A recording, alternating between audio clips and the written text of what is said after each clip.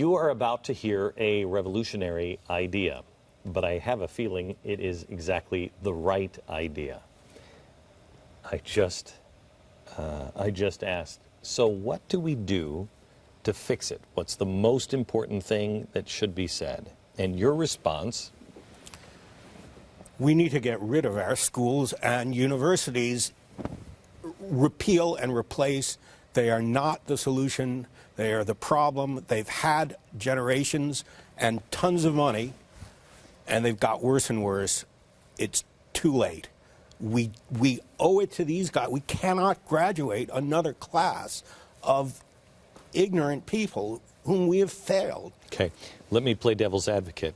It's never going to happen. It's never going to happen because they have billions of dollars, and look at all the good they do. They have football teams. I mean, I don't know exactly, but you know, what good do they do? No, they do. They libraries, and there are outstanding scientists. I'm not dismissing the whole thing. However, of course, it's going to happen because America is not a group of passive, imbeciles who don't care about their children. It will be replaced, and almost miraculously, the tool is right at hand, and that's the internet. There is a way to simply ignore, to walk around today's schools, beginning with kindergarten. But they will say, because I know it already, I mean, they already do it. In some states, just trying to homeschool your little kids, the states will make it so onerous on you that you have to go through the system.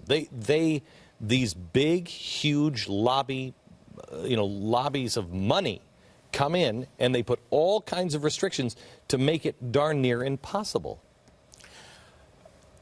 Because conservatives have not taken education seriously enough. They haven't believed they could do anything.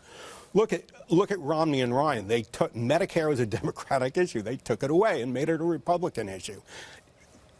Education has been a Democratic issue, and the Democrats, God knows, have run it into the ground.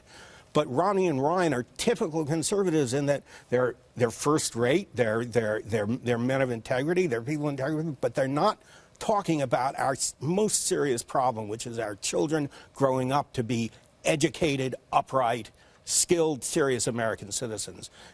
I never hear it from either of them. So there are people that are doing online schools. Is that what you're talking about?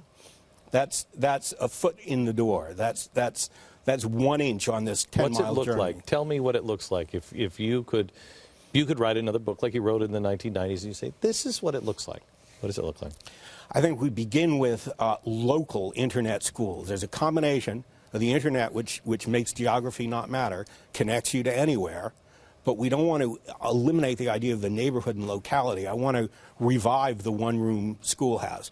I want to take 20 children from a single block or a few blocks or one big building in a city of all ages, put them in a room supervised by an adult that everybody knows in the community, probably somebody's mother or father from this group of students there.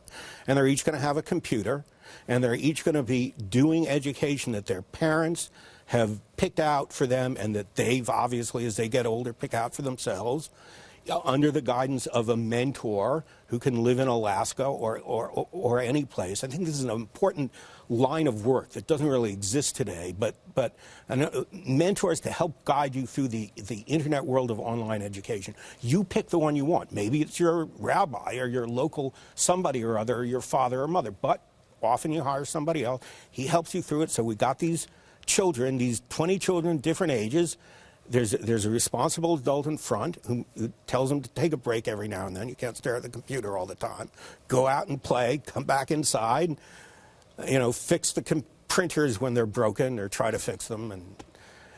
And this is much, much, much cheaper than the school establishment today. And that's important because it is a movement that can be started without taking on the teachers' lobby. I mean, the schools will eventually just need to be eradicated. Need to be eradicated. I'll tell you that they're only going to really gasp when they're in the death throes, and I think that would happen rapidly. Quite honestly, the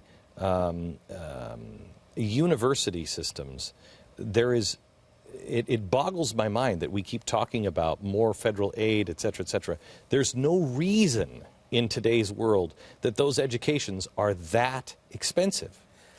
Is there? It is absurd, especially because the product is no good. I mean, who would pay anything for the kind of education today? So here's the much less more every year. Here's the devil's advocate.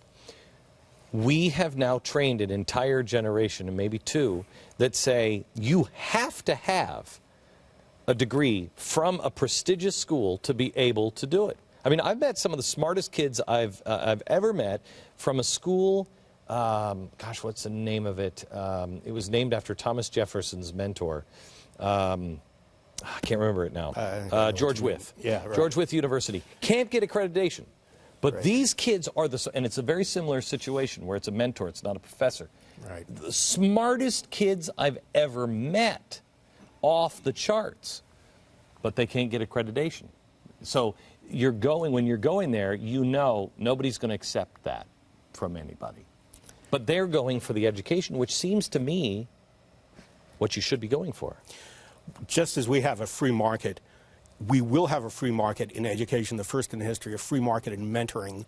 We'll have a free market in authentication. I don't need accreditation from the official schools committee of the this or the that. I need somebody who's respected in the world. If you sign off on somebody's transcript or whatever it is, that's going to be a respectable education. And you already see the movement.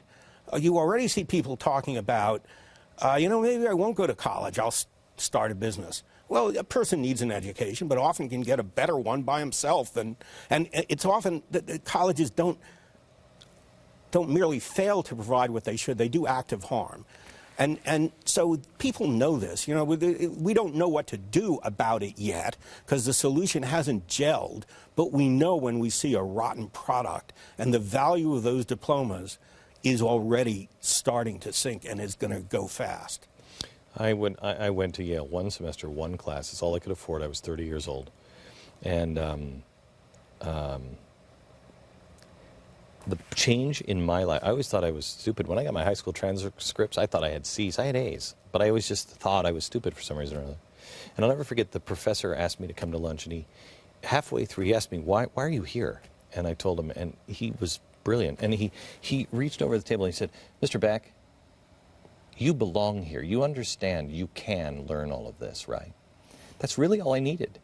I just needed somebody to say, you can do it. You can do it. And I did. And now I'm a self-educated man. Would I have liked to have been able to afford somebody to, yeah, but I did it on my own and found smart people along the way to guide me in certain places, and it can be done. It can be done. Back in just a second.